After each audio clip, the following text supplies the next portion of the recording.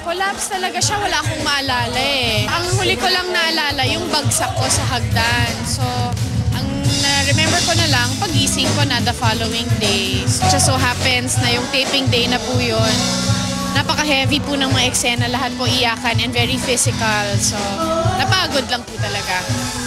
Mismong ang leading man ni Carla na si Jeff Eigenman ang nagsugod sa dalaga sa ospital at nagbantay rito habang naka-confine. Yeah, siyempre, I was there the whole time. Hindi siya pinabayaan, of course.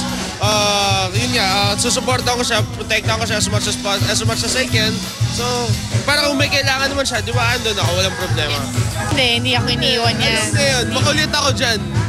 Kahit anong pilit ko, hindi niya ako iiwan. Kabantay lang, nag-aalaga.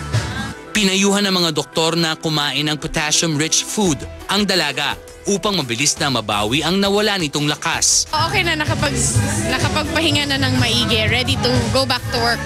Siyempre, ang trabaho dire-diretso, nakakapagod yan eh.